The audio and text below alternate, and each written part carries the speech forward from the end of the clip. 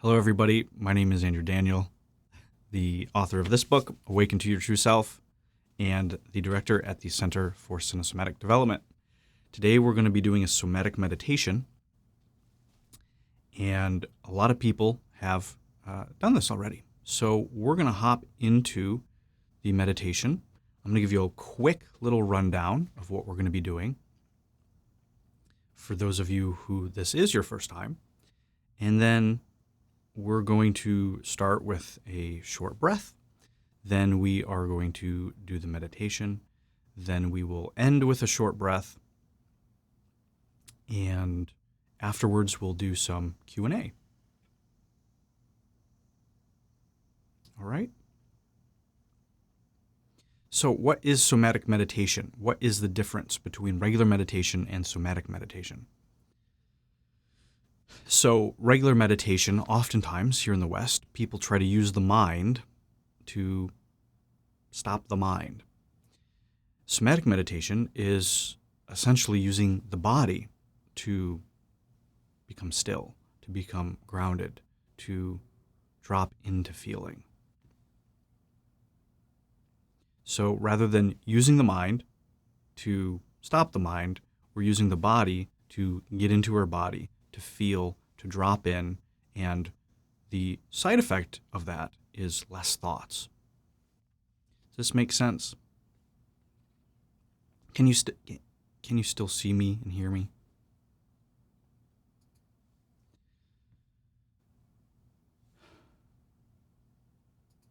Yep. Okay, great. All right, so what we're going to be doing today, and it's really toasty in here. I'm sweating. Jesus. Is a somatic meditation around slowing, slow motion. So I would recommend standing for this. You don't have to. You can sit. You can lie down. Any position will work for this. You just need to be able to move your body. And standing is going to allow you to move more of your body in more ways, but sitting or lying down will work just as well. All right, so we're going to settle in here. We're going to come together with 3 breaths.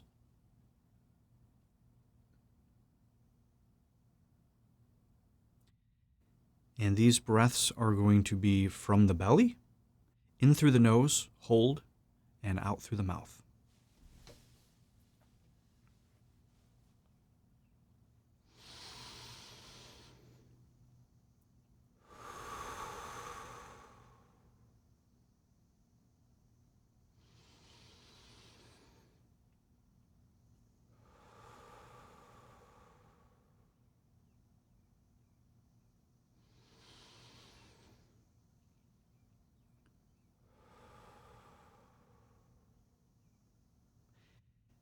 And if you have any comments or questions, I will get to them as the meditation ends. I'm not looking at the comments during this to stay focused. So if you write anything, I will get to it once we finish.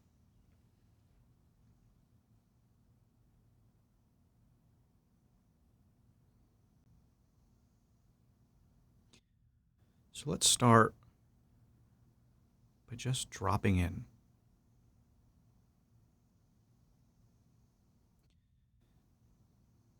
Bring your attention inside your body, down and down and down. Oftentimes we feel like we live like right about here, behind our eyes. And so a practice of just bringing that attention down, bringing that down.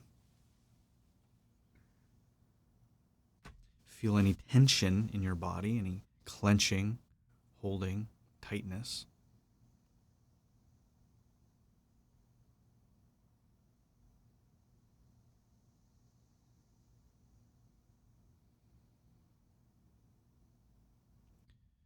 Feel your fingers, Feel your toes. Just get still. Begin to slow down.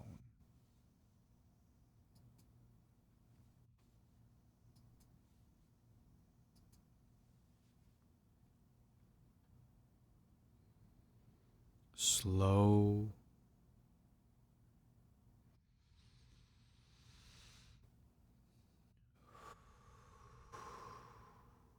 down.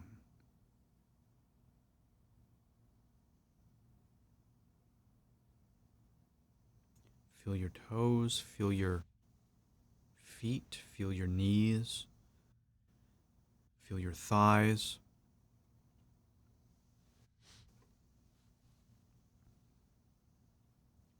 Feel your glutes, feel your butt, feel your groin, feel your armpits, the back of your knees, all these folds of your body.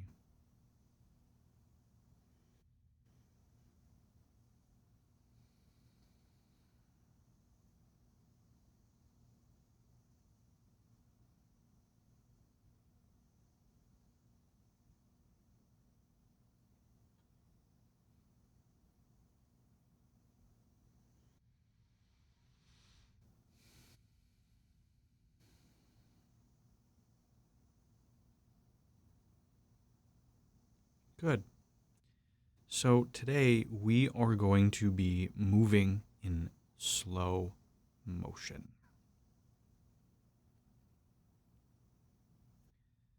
That's going to be it. All right, see it. No, I'm just kidding. Slow motion. So find a part of your body you'd like to move. Think hands, feet, elbows. These are pretty easy to start with. And so let's have you start with your default sort of speed. Whatever you normally, let's say you would move at, maybe this is my normal speed. So just find what your kind of baseline speed is. This is actually a really helpful thing to know. Try your hands, try your feet, your arms, your legs. Give you a minute or so to just discover what that baseline speed is. Whatever you just naturally go to. Don't think about it. There's no right or wrong. Just start moving and see whatever that default speed is.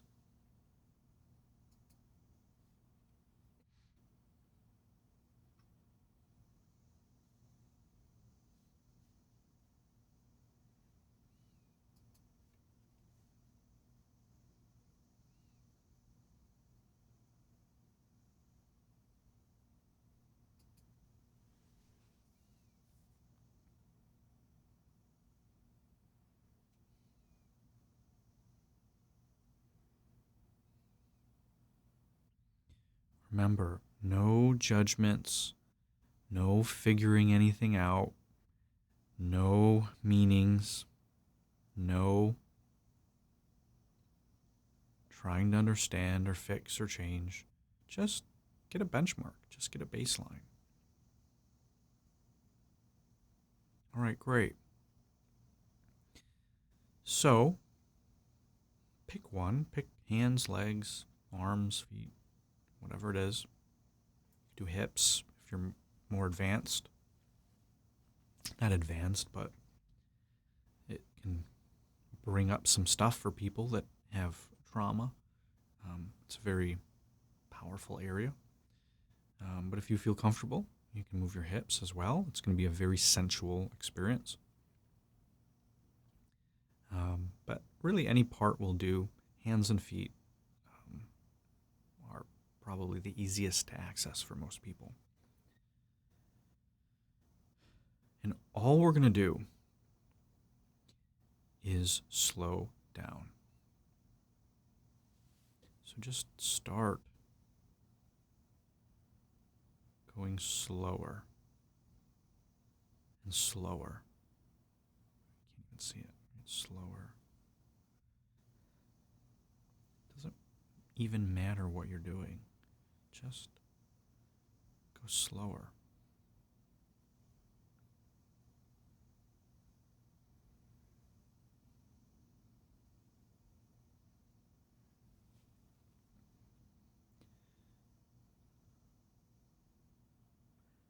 So I will be giving some guidance and things to reflect on, but essentially for the next 10 minutes, it's all you need to do. And you can change, you can move to different parts of your body. Feel free to tune me out if you just want to focus for the next 10 minutes, or you can listen to some of my guidance and suggestions and reflections.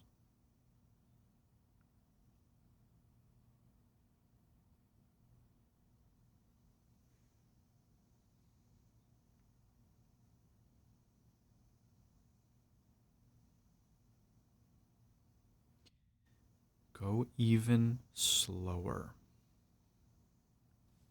Slow way down.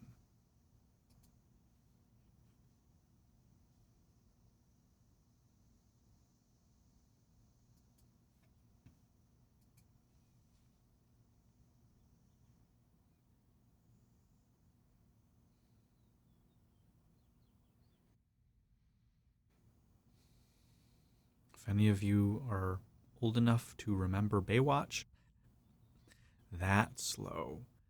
Slow motion.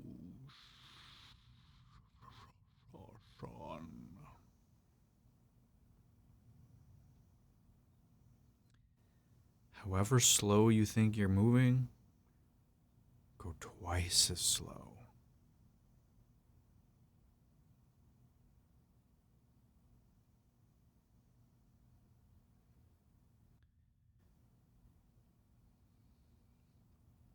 You can play with the range and the scale, right?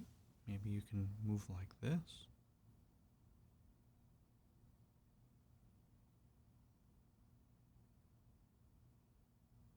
You can move slow.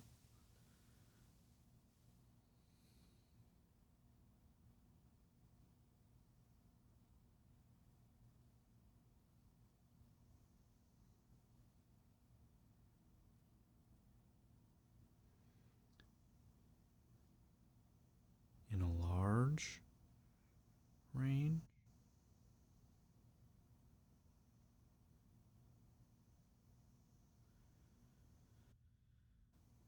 Remember to breathe.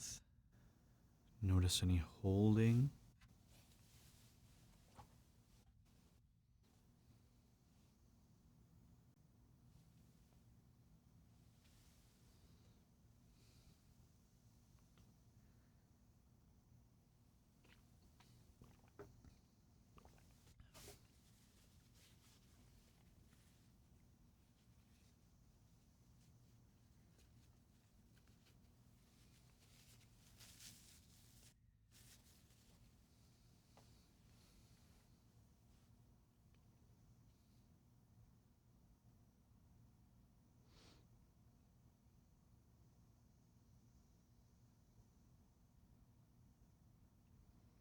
Okay, go in reverse. So stay in slow motion, but whatever you've been doing, go in reverse.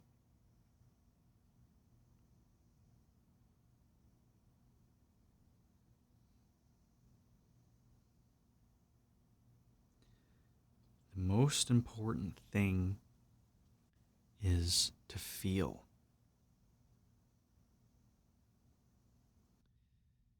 And slowing down and going in slow motion is a very powerful trick. Not trick, hack, trick. helpful strategy to kind of force you more into feeling. Because what happens a lot of the time that we're going so fast is that we rush over the feeling. So if we're just running away from everything in our life, we are running away from feeling. If you or anyone you know is constantly fidgeting, just has to, they're just go, and they're going fast, I can nearly guarantee you that there's an avoidance of feeling. And you or that person probably doesn't like to go slow. Going in slow motion probably feels very uncomfortable. Unless you check out and you're only in your head. But dropping into your body, feeling, and going slow, if you notice any anxiety or major discomfort or panic or anything that makes you say, this is really uncomfortable, this is exactly what you need to be doing. There's something there.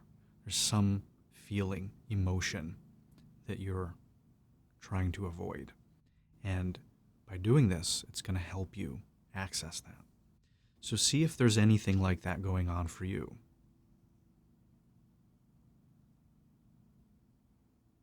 And allow yourself to go into that emotion, to go into that feeling. So instead of avoiding it, instead of trying to run away from it and speed past it, slow down.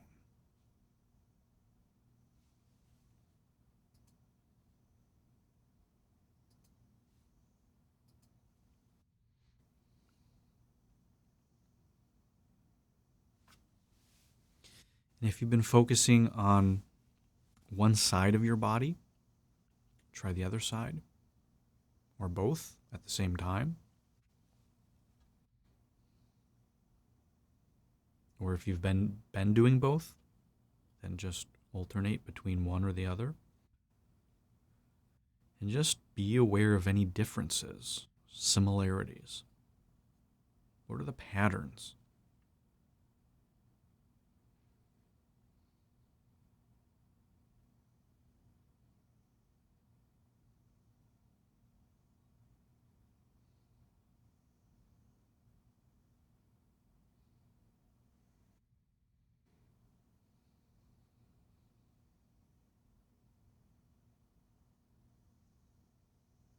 Anytime you're feeling the go, anytime you're feeling anxiety, stop and slow down. It takes some time sometimes. When you're out and about and life is going, it's easy to get caught up and sped up in our society. So it can take a few minutes, or longer, or less, to kind of unplug from the hysterics and the hectic energy. Start taking up space. So how can you take up more space? Space, physical space, and time space. Oftentimes we want to rush through because we don't want to take up that much space. If we talk really fast and just blurt it out there and then stop, slow down your speech. Take up more space with your words and your sound and your body and your energy. If you're normally a fast talker, if you're normally a fast mover, you're not going to like this at first.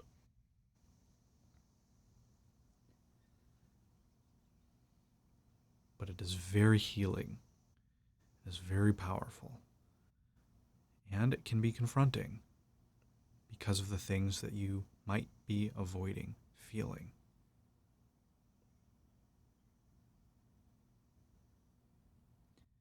Very simple, not necessarily easy.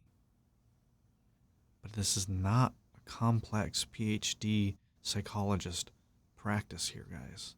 Just slow down.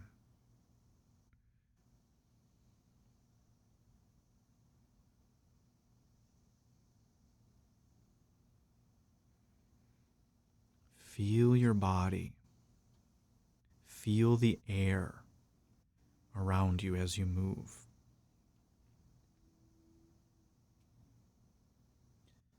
If you have any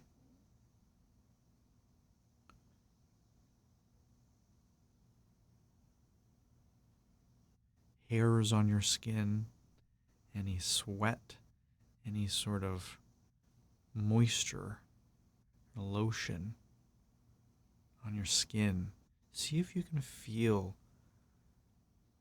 the air. Just get really subtle and slow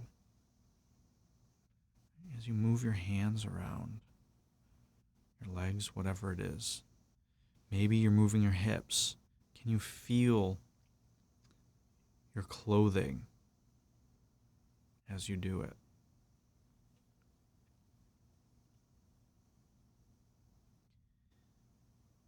Are your movements choppy and disjointed? Or are they smooth and continuous? This is just an exploration.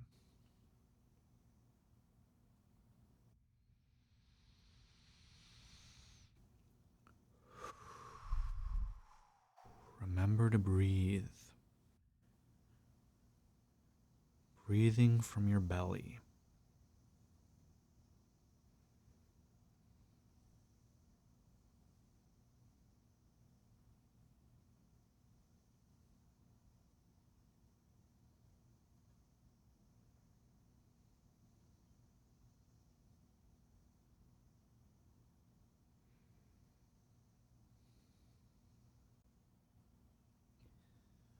All right, and the final thing, find a new way to move. Move in slow motion, but find a different way, a different feeling. Maybe you are doing this.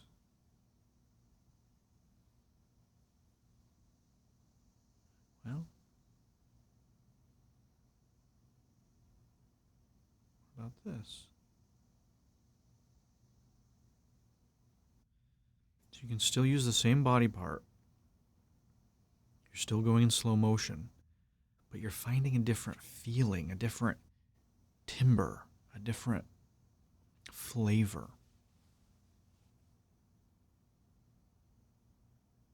a different texture.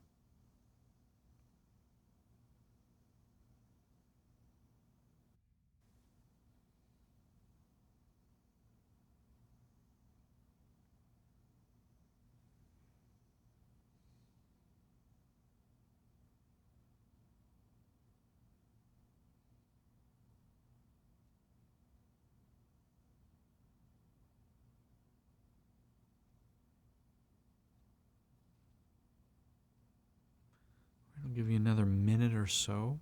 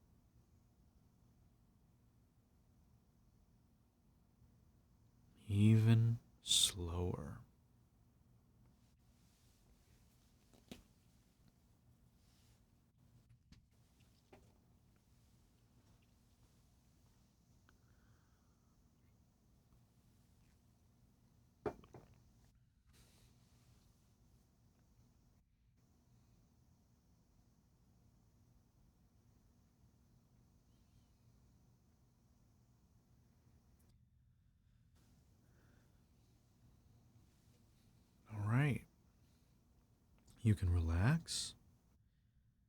We're going to take 3 deep breaths together and close out the meditation and move to Q&A and discussion. All right?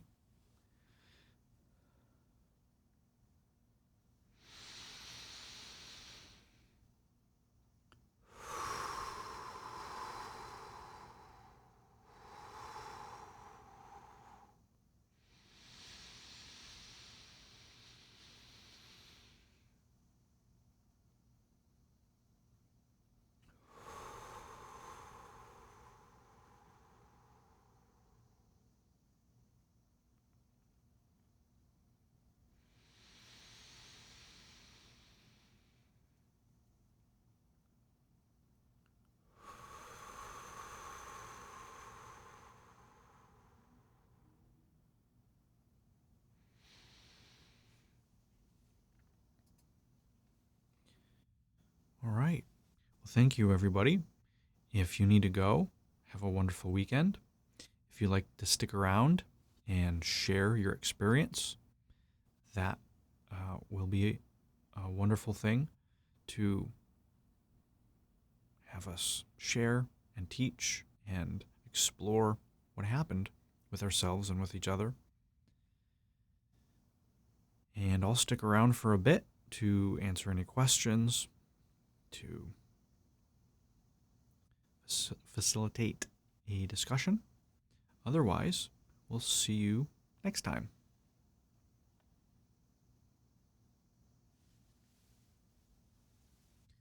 All right, so let's take a look here.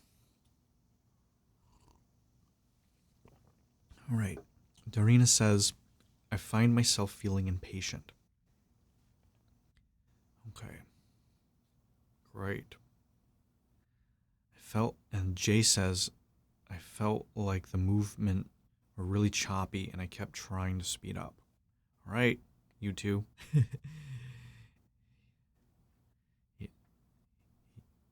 You're the ones I was talking about.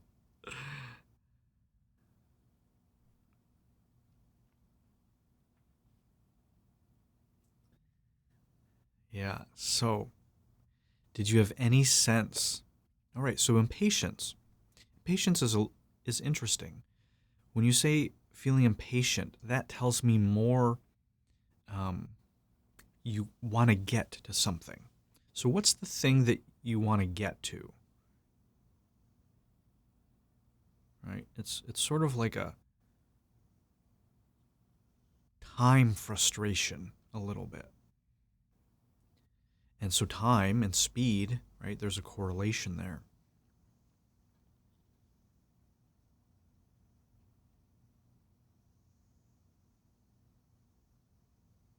Well, I'm going to be a little pokey here.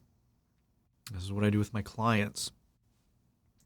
So I guess that is what I refer to in my book, Awaken to Your True Self.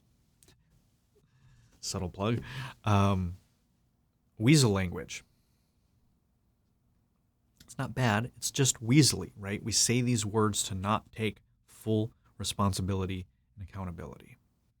So I'm going to be a little pokey, if you'll take it, and let's remove the guess and find out.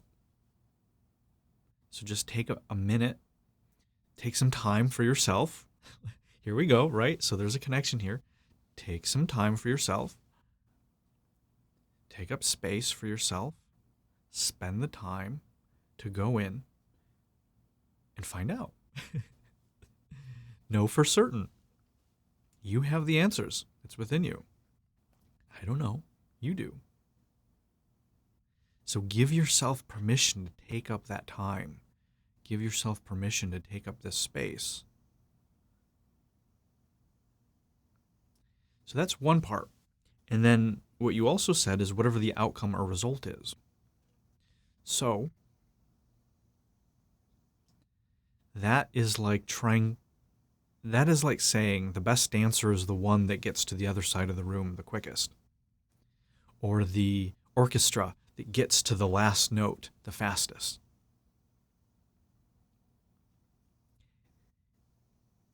Your ego's caught up in getting somewhere rather than being here and now is one possibility. Again, these are just possibilities because I'm not seeing you. I can't feel you. I don't really know. But these are things to ponder about. I want the certainty of knowing what will happen. So, already, can you feel the difference in that answer? How what you just wrote there versus the ending and I guess, do you feel how more powerful that is? It also, ironically, feels more certain. Yeah. Yeah, so those weaselly kind of things that we say is protection. It's to keep us safe. But it also gives our power away. And you're a lot more powerful than you may realize. So, you want the certainty of knowing what will happen. So what's the relationship between that, the certainty of outcome, versus the impatience and speed? So I think if you can figure out that correlation, why that's mapped together for you, you'll have a pretty good epiphany in that. All right, what else do we got here? Holly says, I found myself trying to distract. All right, Holly, what are you avoiding? So what are you distracting yourself from? Alex says, moving forward, slow and controlled. More slow, more control. Moving backwards was met with fear. A want to not go back. Okay. Does that show up anywhere else in your life?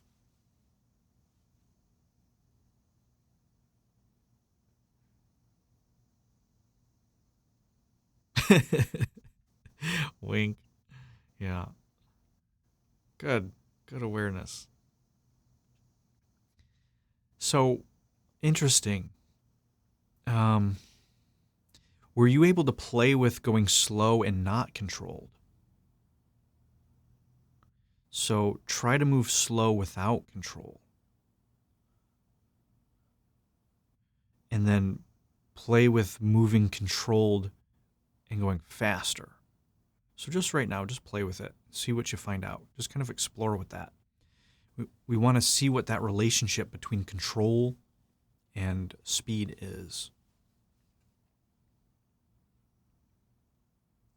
Jay says, I felt like I had to get the action done, whereas we didn't have to get anywhere fast. Okay, right, so yeah, let's just get through it. Let's get done, on to the next, on to the next, on to the next. That kind of energy. I have a client I'm working with, and one of the metaphors that he had, he calls it the gobbling energy. And it was just this gobbling up, just next, grab, next thing. And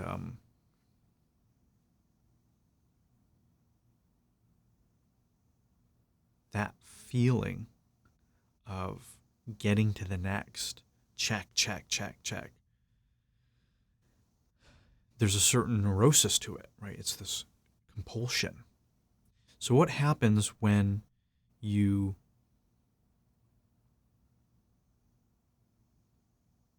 let go of the compulsion?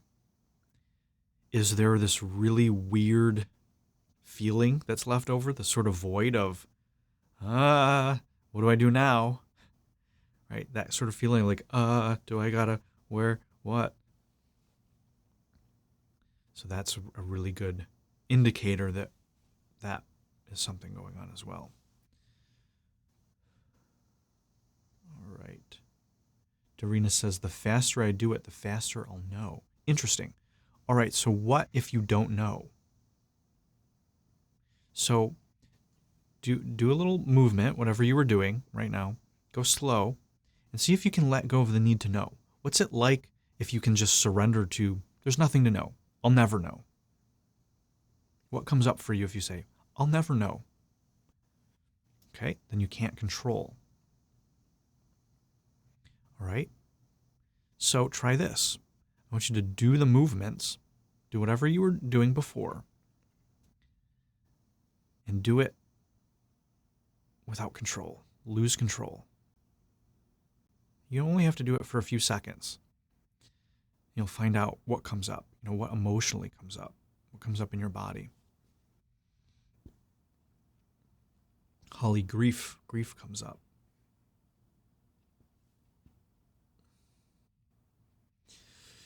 All right, so if you'd like to, if you're ready to, if you feel like you're in a good place, this is going to be a little bit more therapeutic. So you don't have to. You can come back, watch this replayed another time. But anybody who's going through this and has something that they're avoiding feeling, like grief, the invitation is to go into it. And I know it's not the place that you want to go into. You want to distract. That's the whole point. But use your movements. Use the slow movements of your body to guide you into the grief. And as you start feeling that grief and experience, keep moving. And so that movement is going to help facilitate, right? Emotion, energy in motion. So while you're moving, that movement is going to help you process. It's going to help you move through that grief. And not always, but it can help you not pull out, right? It can help you continue with it and move through it rather than blocking yourself. So that is a way that you can use this somatic meditation practice to heal. Remember, or maybe you don't remember, you haven't read my book, but in my book I say it's not about feeling good. It's about feeling. The most important thing here is to feel. It doesn't matter what the feeling is. The feeling will heal. All right, Millie says, more focus in the process versus the finish line. Yeah. So, in these somatic meditations are great for people who are looking for the finish line. Because there is no finish line. There is no point. The point, that's why I say, don't try to figure it out. Don't try to understand. You're not trying to fix. The whole point is just to be in it. It's not to get to the end of the song. Because if you approach life like that, the faster you die, the better you'll be at life. Think about it, right? The faster you get to death, the better you are at living. That's that mythology. You're just racing towards death is another way to look at it. Not you in particular, but in general. That rush to the finish line. Just extrapolate it, and it's like, interesting. All right. Alex says, more slow and controlled, cut off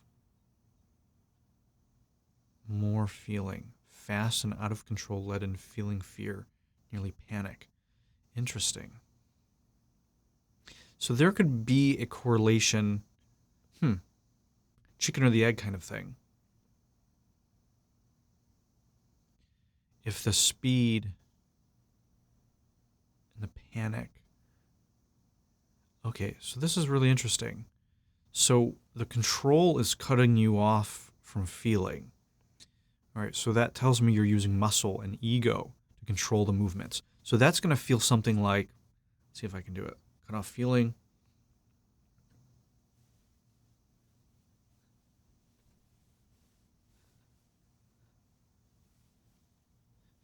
This feels really creepy. Sorry. So very, very controlled. Ow.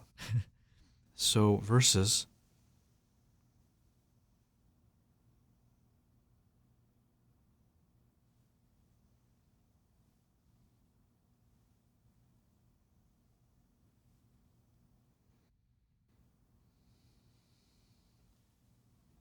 wow, even just going into that place really takes me out.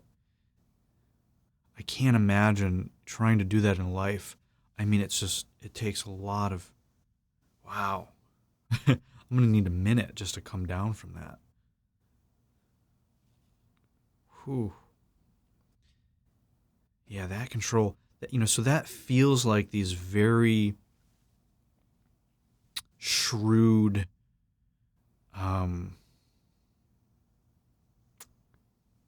that energy was just like executive, like cutthroat, not necessarily bad, or unkind, but almost maybe puppet master. There's a certain archetype and energy in that. So then if you go fast, you have more feeling, but the panic comes in. This is interesting. So what you can try is flipping them internally. So I want you to move fast, but feel like you're moving slow. And then go slow, but feel like you're in that panic, fast speed moving. So you energetically, internally are flipping them. But the movement is the opposite. This is very advanced. So it's okay if this is weird, or you don't want to do it. But it's something to try. All right. Holly says it feels like facing it while also holding it. And so when you talk about facing it, holding it, that's when you slow down with the grief and you're letting yourself be with it. Millie says never correlated slowing down to taking up more space, decreasing time, increasing space. Yeah, exactly.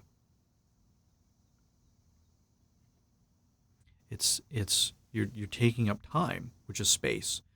Imagine you having a conversation with somebody, or you're in a group.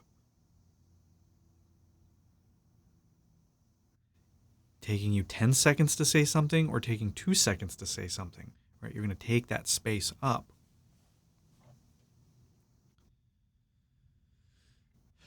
Dorina says, I was thinking about how I get annoyed with people who talk slow. I think I don't let myself do that out of fear of taking up much time. Oh, that's exactly what I just said. Perfect. You beat me to it. Being a burden, an inconvenience. Yeah, so exactly. So are you guys seeing that this practice, the somatic meditation of just moving slow in your body, how much is in this? If you just did the meditation and you didn't stick around for this Q&A and discussion and sharing, you may have missed all of this gold that everybody is sharing. How you do one thing is how you do anything.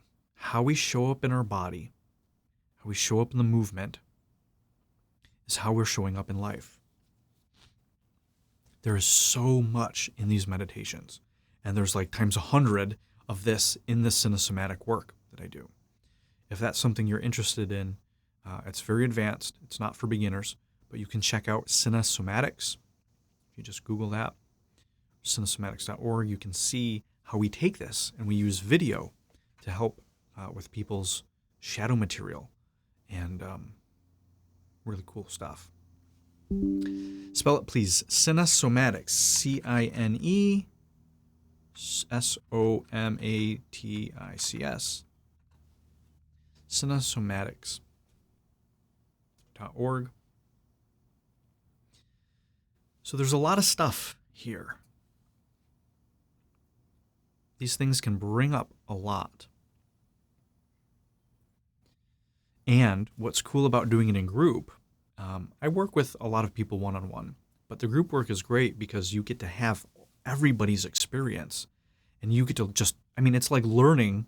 Like if you're in a group with 9 other people, it's like learning 10 times as much as you normally would, because you get everybody else's experience.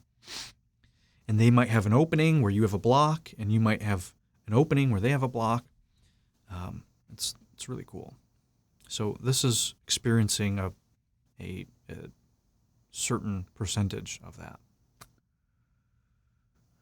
Yeah, so Darina, practice talking slow. And it perhaps bothers you because of your own anxiety around it and panic. So this could be a really good practice for you of slowing down. Let the words come to you. Every time I start to stutter is when I get so excited and I have 1,000 things I want to get out of my head, out of my mouth. But when I stop and slow down, I let the words come through. I wait for the feeling to come up and the words to come out. Now, it doesn't mean I have to go slow. Sometimes, if I hit that pocket and I'm in that flow state, it's coming, and it's coming out fast. And sometimes I go into a monologue, and it's just really amazing. Other times, the opposite happens, and I'm just word vomiting a monologue, and it feels completely different. So it's not the surface level, it's the energy underneath it of what's going to have a different effect on yourself and on the space and the people you're talking to. So if you show up and you feel like you don't deserve to take up space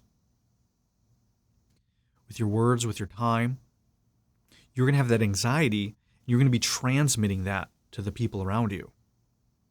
And then they're going to want to talk over you. Or they're going to get agitated. We're going to project our insecurities out into the space. So when you can heal this, when you can feel like you deserve, right? So this starts going to the therapy. This starts going really deep, right? Your self-worth, your deservedness,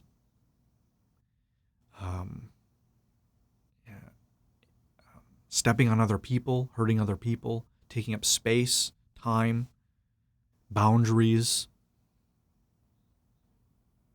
rescuing, all of these kind of things can start showing up from just this one little awareness. Being a burden. Yeah. So what happened in your life that you would feel such an extreme thing like being a burden to your friends and the people you love just by talking slower? Now we're hitting on some gold. All right. What else we got here? Millie says, maybe like liquid flowing slow expands to widen into the gaps. That's a pretty good visual. Sophie, love that. Holly says, yes, letting it move me in a sense while observing it without judgment. Great. Wonderful. How you feeling with that grief now?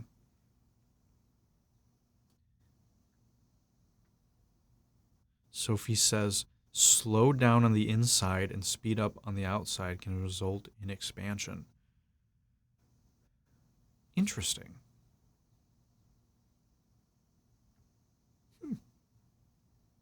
That's a really interesting... I'm going to have to ponder that one. That's neat. That's a neat perspective. Active listening is key. Yep, to yourself and others. It's like a whole other way of thinking and processing of movement. Yep. Yeah, you have no idea. You start doing the cinesomatic stuff, and it's just like, oh my God.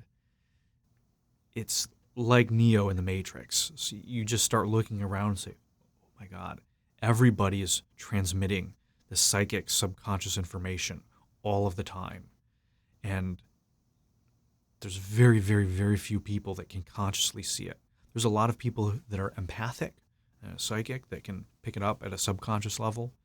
But when you can actually start seeing it consciously, lucidly, it was part of an awakening experience for me.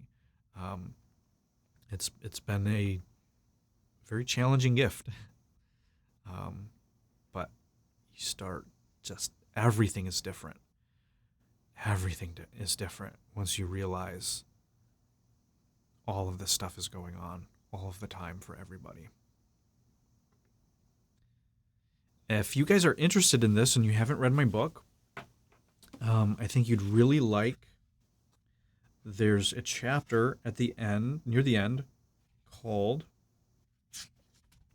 A New Way to Move. So this is the penultimate chapter. So if you get this book, Awaken to Your True Self, and you make it to the end, there's an exercise. And in that exercise, I explain a lot of what embodiment is, what Cinesomatics is, and there's a whole exercise that you get to use and do with yourself of using video and your movement and whatever you're stuck with in your life. So if this stuff is interesting and fascinating for you, you can check that out, and I walk you through a whole process that you can apply to anything that we've been talking about, and you can experience what I'm sharing. All right. Olga says, what do you do when that happens? When you're channeling because you're in flow and people interrupt you because they want to get their point across in a rush? Great question.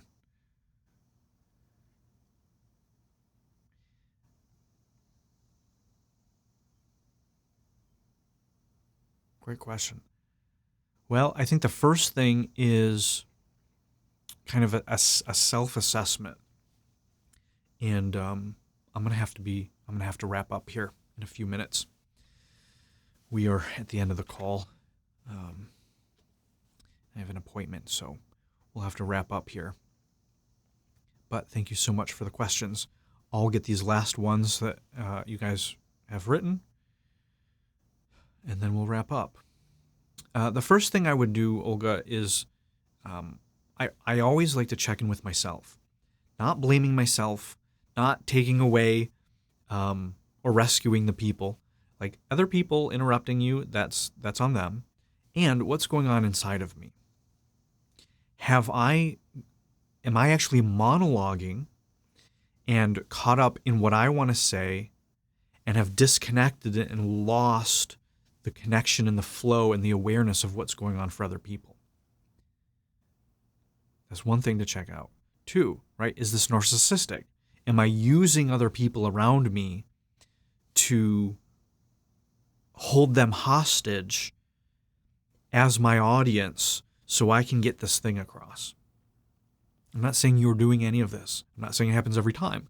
This is just an inventory, because we can't control other people. And it's not going to be fun to bash them on the head, say, shut up. So I always like to check in and see if there's anything that I can shift in myself to be in this flow and to be heard, and also have that reflected in the space around me, because there's nobody else out there. So there's actually a few other things, but that's a good start. Checking in with myself, yourself, and then also checking in with the space. Where are they? Is the most important thing for your stuff to be heard, or is it more important to have that connection and collaboration with the space? So that's your own self-inventory to start with. There's other things, but that's a good start. But then it's also, who are you surrounding yourself with? Are you constantly around people that don't value you, that want to interrupt you, that want to bash you on the head with what they want to say, that they don't care about you, right? So there's a lot to it. Excuse me. So I don't know for you specifically. Very quickly, if we did some work, I would be able to know what's going on with you. And then more, right? Bring it back to ourselves. What's your patience, right? Can you let go? Are you attached to what you want to share and get out? Are you just in an inappropriate circumstance for what you want to do? I find myself wanting to teach, but oftentimes that's not when I'm doing this, teaching. It's like with my girlfriend or people around me. And it's been a really hard lesson. It's like, okay, this is not the role for the current space and relationship right now. And learning that and saying, okay, well, where would what I want to share be better fitted? So that's like, I don't know if that was like 5, 6, 7, 8 different things. But that's an amazing question. We could probably have a whole call on that, Olga. So thank you so much for that question. That brought all sorts of really juicy stuff forward. I hope some of that's helpful. I know we probably would just say, how do we get them to shut up? But these ideas are probably a little bit more useful. All right. Jay says, I read recently that the slower you move your body while talking a bit slower, it gives off more confidence. Yeah, so this is kind of the realm of influence and body language. That's fine. What I like to focus on is a lot deeper. What we're doing here is a lot deeper. I personally am in what I teach is not about conveying confidence, but actually being confident.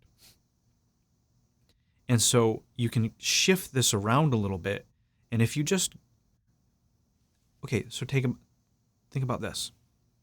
If you feel like you're valuable and what you're sharing is valuable, you're valid, you have worth, you deserve people to respect your time, you deserve to be treated well and to be heard, you let yourself be heard, you express your truth and communicate without suppression or censoring, right?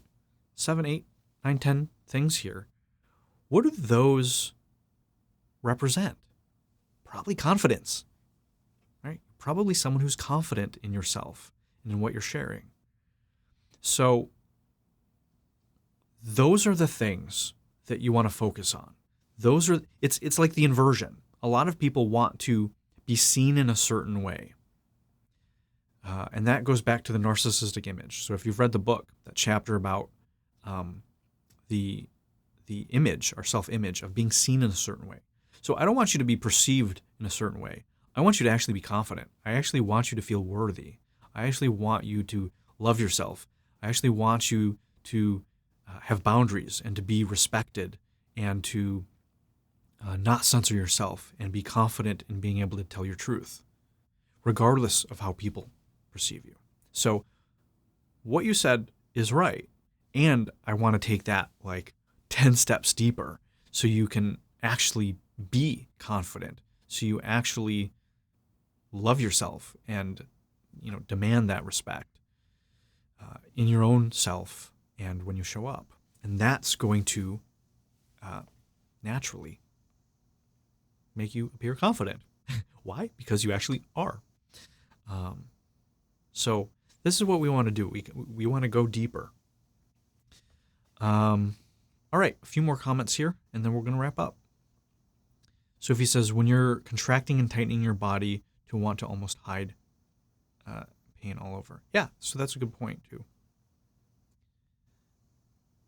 Holly says, it's intense not fighting it. It feels like it could swallow me whole, but it doesn't want to. Tears are more flowing, but not under pressure. Great. Thank you very much, and thank yourself for that courage and vulnerability to do this with us. Whatever you're going through, we are here for you.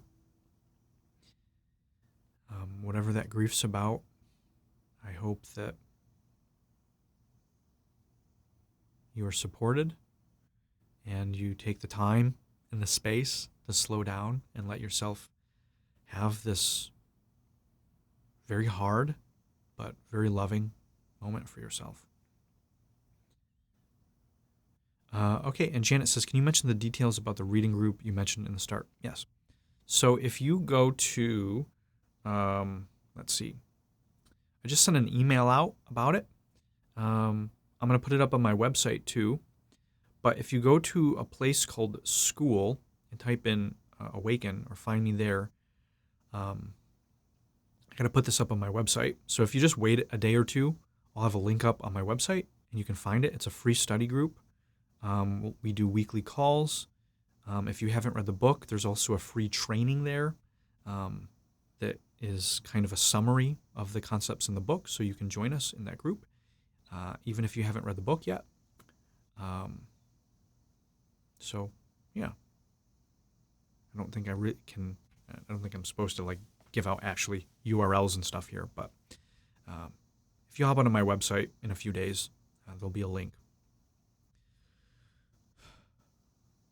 I'll put it here in the replay too. I'll put it in the replay of this on YouTube, on my YouTube clips and replays channel, and you'll have a link to that on today's replay. So if you missed some of this session today, the somatic meditation, you can find the full replay here probably by tomorrow on my YouTube clips and replays channel, along with all of the other past recordings for you to watch at your leisure. All right, it's time to wrap up. So once again, my name is Andrew Daniel. I am the director at the Center for Cinesomatic Development, where we do all of this kind of stuff times about 100. And I am the author of this book, Awaken to Your True Self, Why You're Still Stuck and How to Break Through.